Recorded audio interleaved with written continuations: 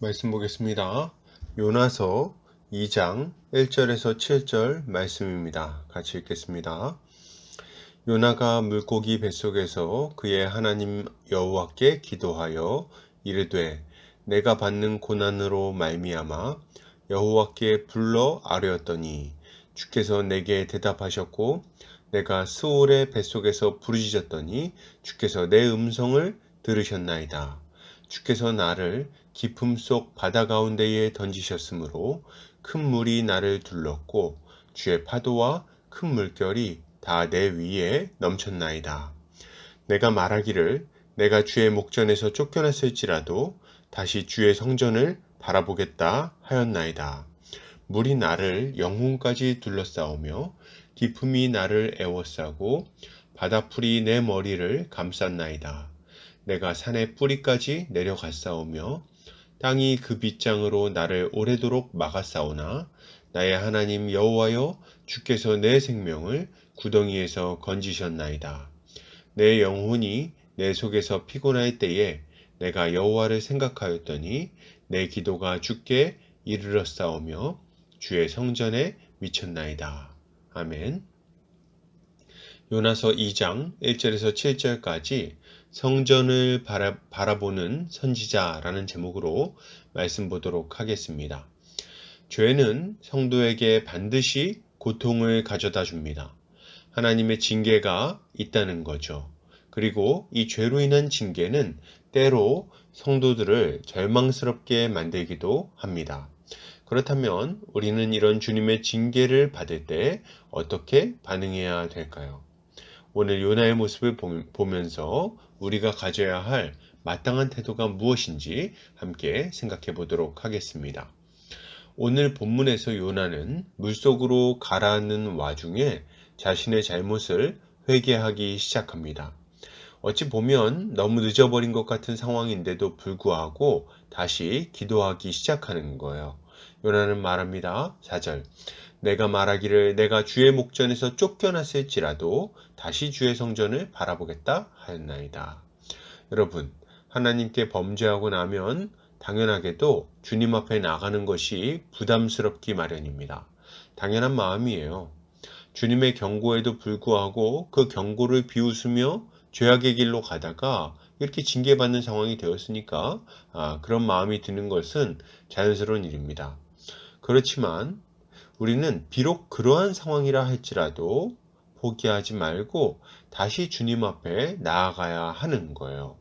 여러분, 우리는 불순종으로 인해 하나님의 징계를 받게 되었을 때 속히 하나님께 회개하며 나아가야 되겠습니다. 속히 기도의 자리로 나아가 은혜를 구해야 된다는 거예요. 회개에 너무 늦은 시간은 없습니다. 우리가 회개하려고 할 때 마음속에 이런 생각이 들 수 있어요.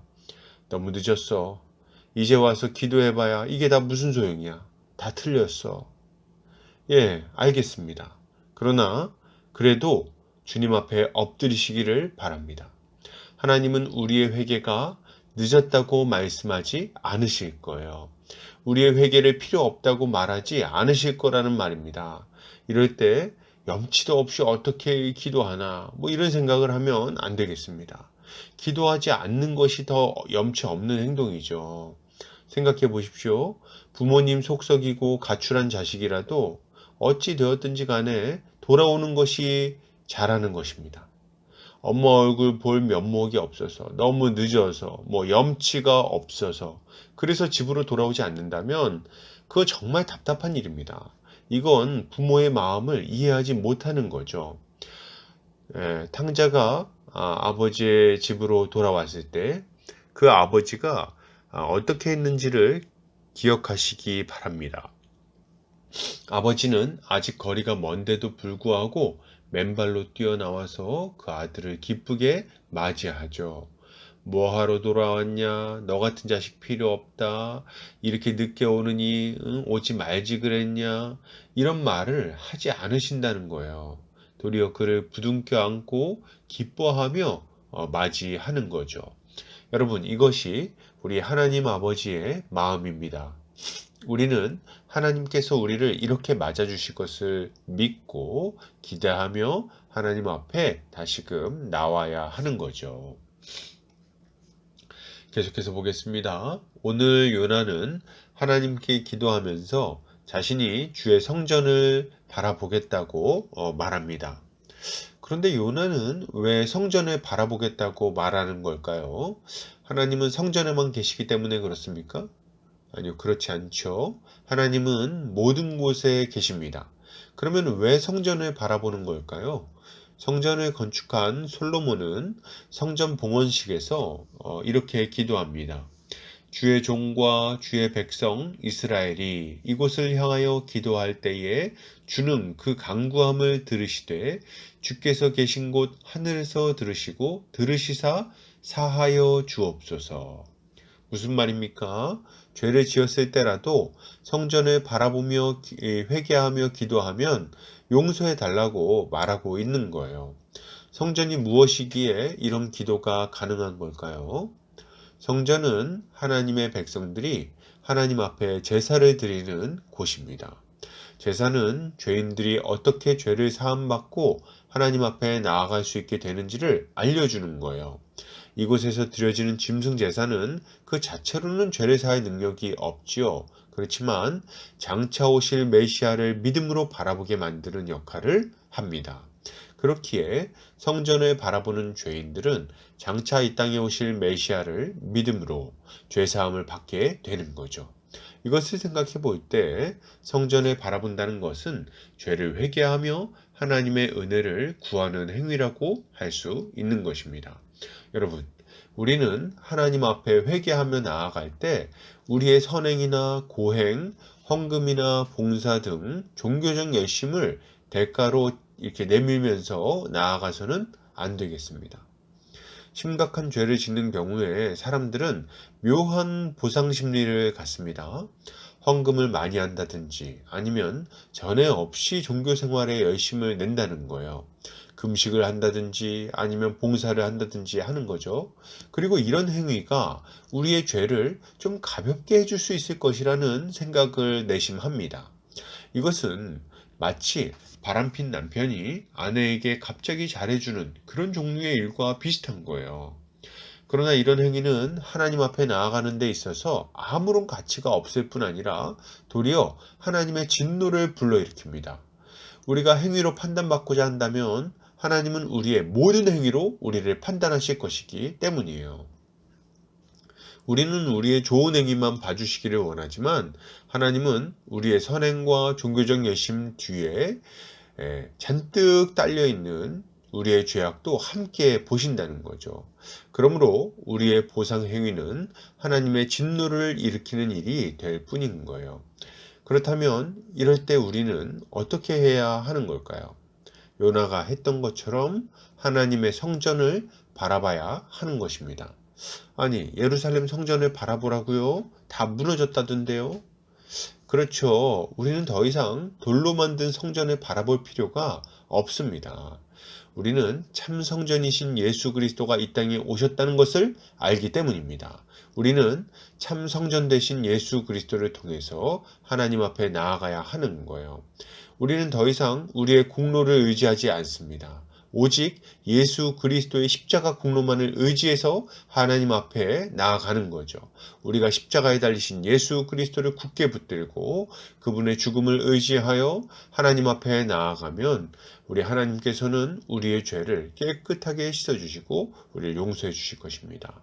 우리 주님이 약속하시죠. 이사야 1장 18절 말씀입니다. 여호와께서 말씀하시되 오라 우리가 서로 변론하자. 너희의 죄가 주홍 같을지라도 눈과 같이 희어질 것이요 진홍같이 붉을지라도 양털같이 희게 되리라. 아멘. 계속해서 보겠습니다. 그러면 우리는 언제까지 주님 앞에 계속해서 기도하며 나아가야 될까요? 언제까지 은혜를 구해야 되냐는 거예요. 우리는 은혜를 받을 때까지 주께서 사죄의 확신을 주시고 회복시켜 주실 때까지 은혜를 구해야 되겠습니다.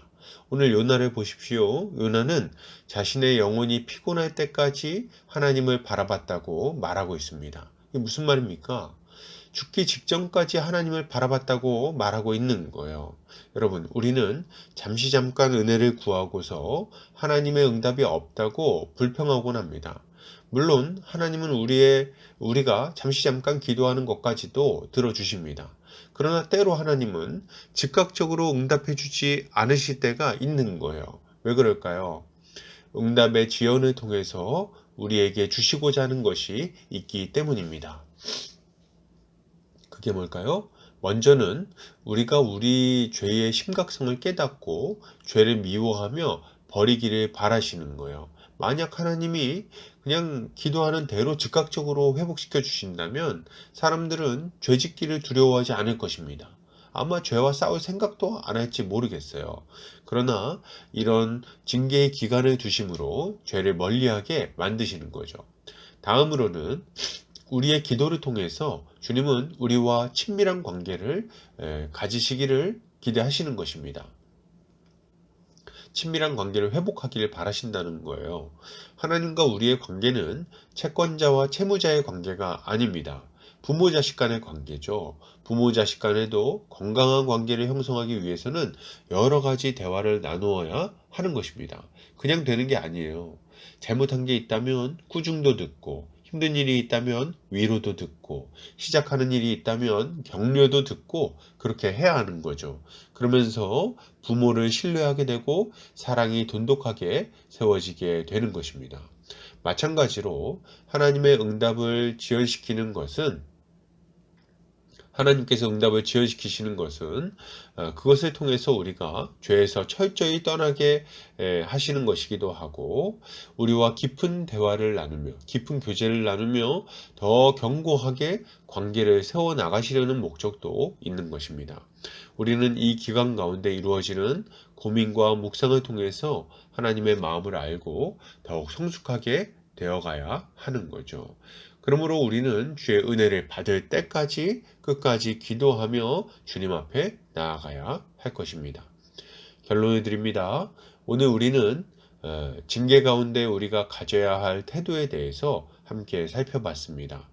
우리는 범죄한 중에서도 예수 그리스도를 의지하여 주님 앞에 나아가야 되겠습니다.